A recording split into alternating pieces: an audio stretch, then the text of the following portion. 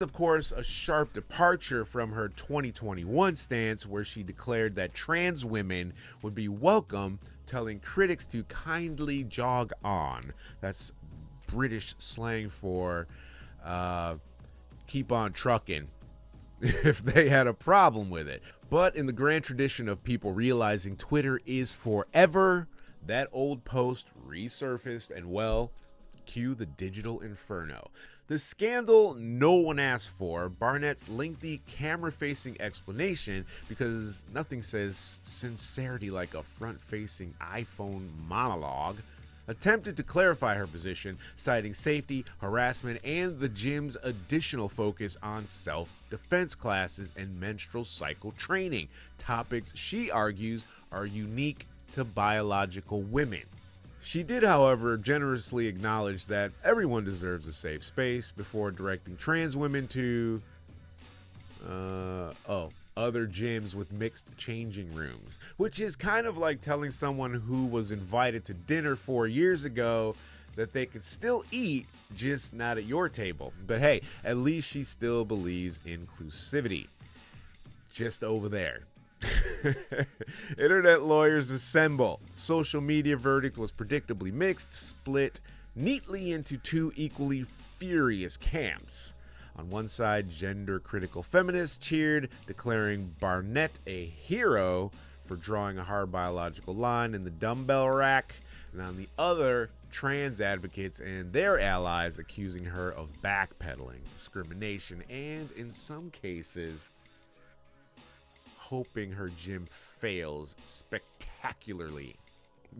But the real question started popping up when people asked the most pressing logistical issue.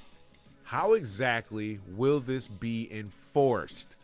Will new members be required to bring a birth certificate, submit DNA samples at the front desk? Maybe she should hook up with 23andMe. She's already got a client list right there. Maybe they'll participate in a squat challenge where the ability to do deadlifts under a certain weight proves their womanhood. Will particularly ripped cis women be pulled aside for further investigation? Barnett has yet to address this, likely because there's no good answer that doesn't sound like a TSA checkpoint for gender identity. A gym, but make it political, of course. All of this is happening against the backdrop of an increasingly vicious global debate over trans rights, with sporting bodies. All right, guys, welcome back to Six Ass Society Stuff You Won't Remember Next Week, the show where we sift through the nonsense and deliver it straight to your brain like an expired can of Spam. And today, we've got a lineup of absolute chaos. First up, Hollywood is at it again, serving us the most controversial film since Cats.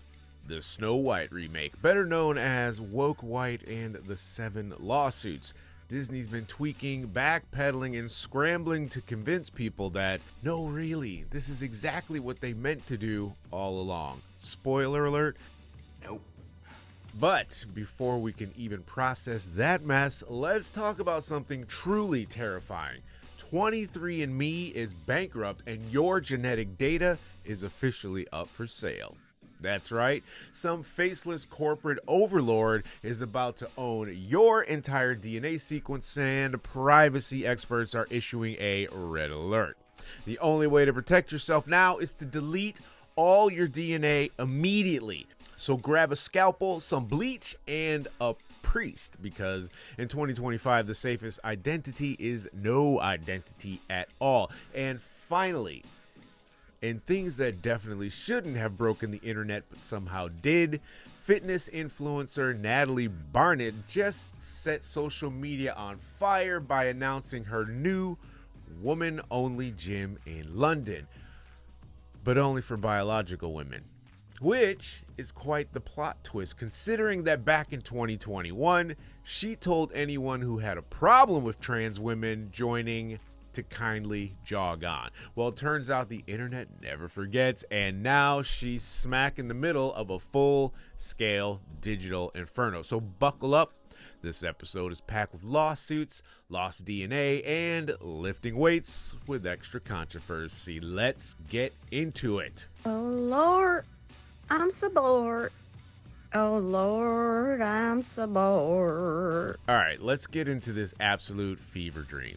Disney, a company that somehow made a rat the face of corporate greed, decided to take Snow White, a beloved classic fairy tale, and throw it into the identity crisis blender. First up, let's talk about the lead, Rachel Zegler. If you don't know who she is, congratulations. You probably have a job and a life.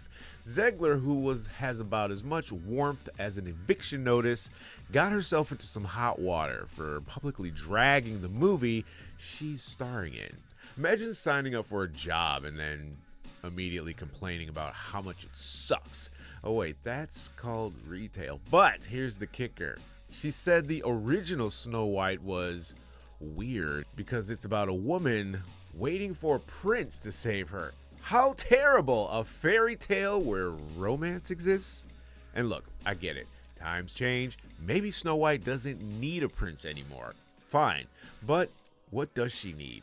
Apparently, girl boss energy. They're making her a leader. You know what that means. Corporate Disney speak for she's going to lecture everyone for 2 hours while CGI characters get to do all the fun stuff. Now, I know what you're thinking. Why does this matter? Who cares? You're right. No one does.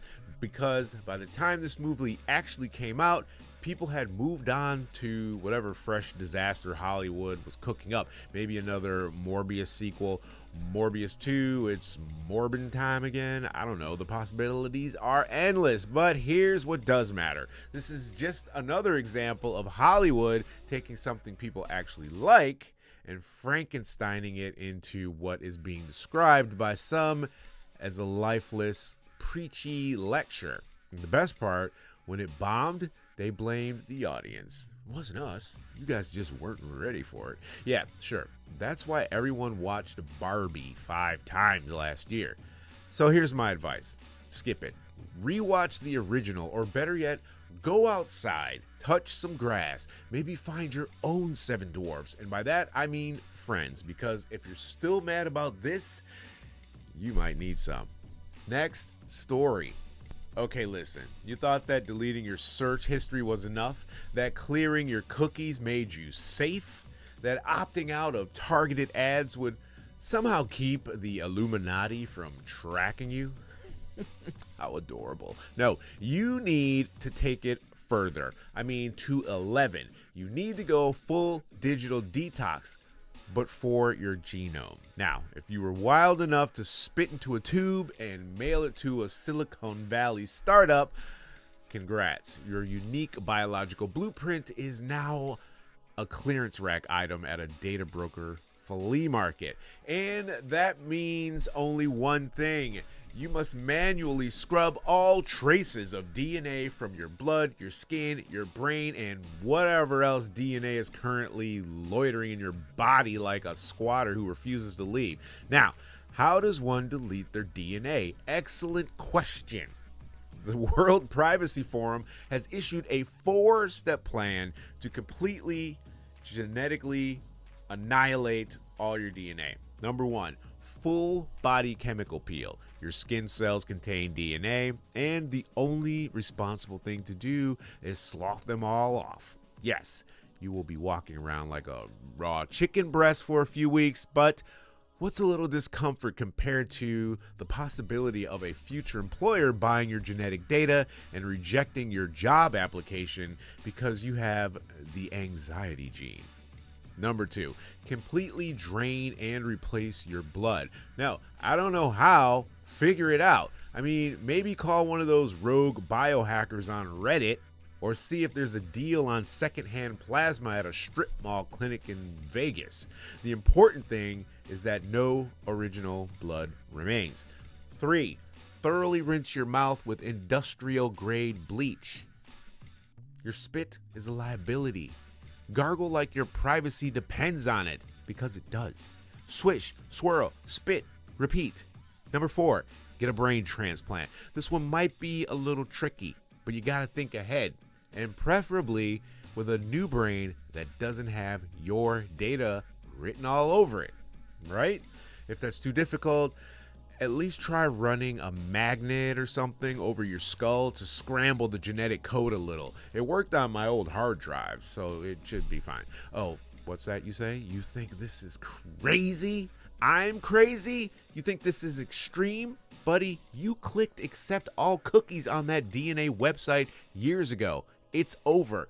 The second you let Big Ancestry scan your chromosomes for fun family facts, you gave them permission to package and sell you like a genetically inferior Pokemon card. I guarantee some dystopian CEO is out there drinking a $40 oat milk latte while browsing a catalog of DNA profiles like it's an Amazon Prime Day sale.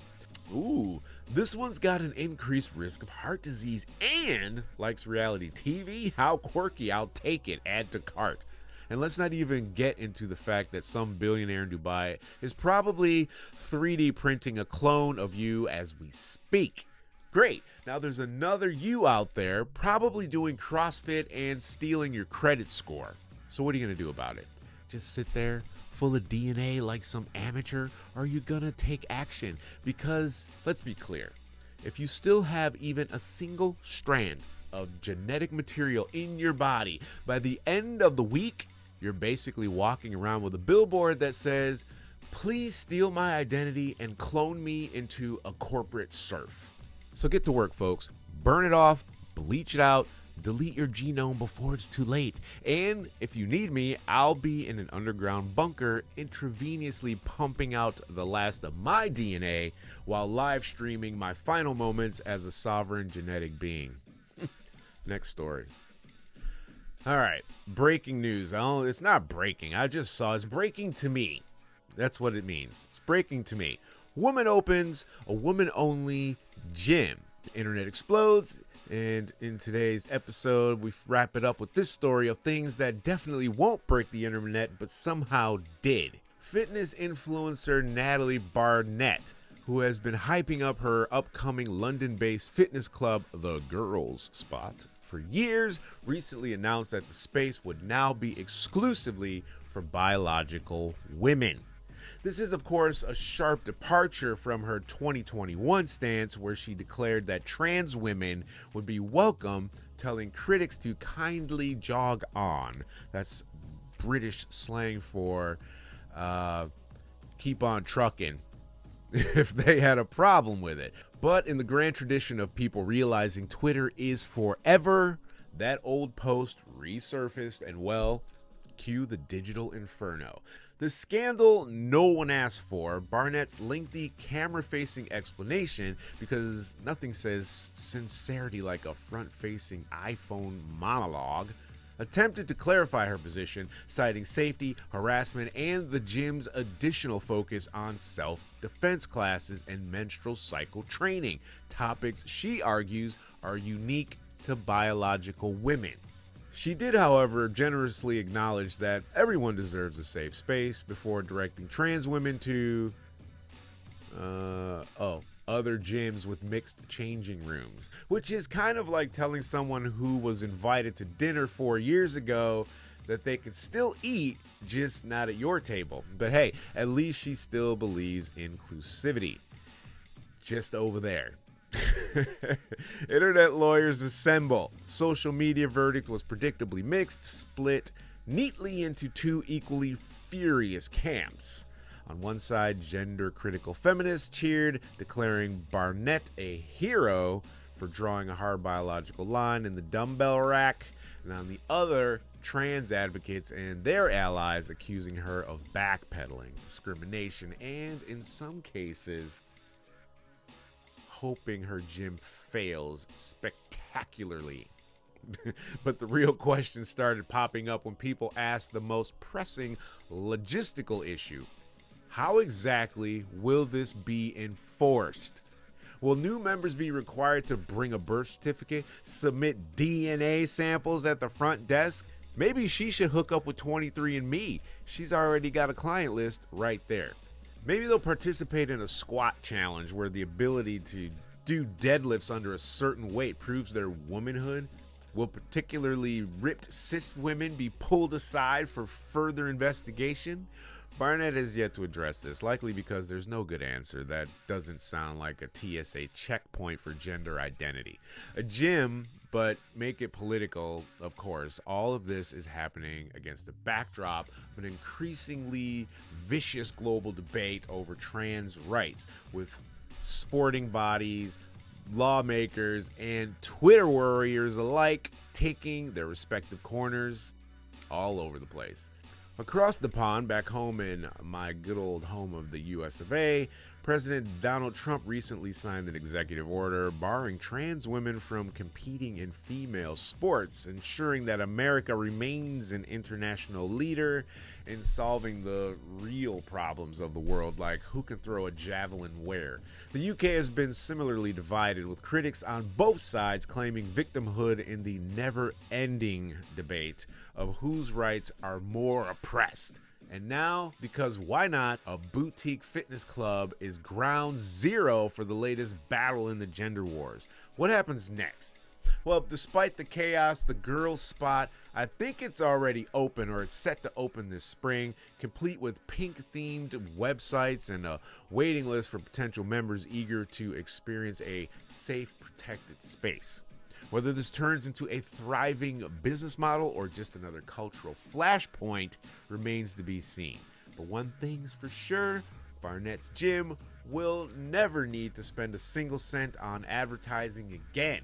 After all, nothing quite sells like controversy. And there you have it, another week of absolute nonsense, gift wrapped and hand delivered straight to your frontal lobe. Disney's still out there trying to rewrite fairy tales and reality. 23andMe just turned your entire genetic code into an NFT for the highest bidder. And social media is once again proving that past tweets age like milk left in the sun. So what have we learned? If you want to avoid controversy, maybe don't promise everyone a gym membership and then start checking DNA at the door.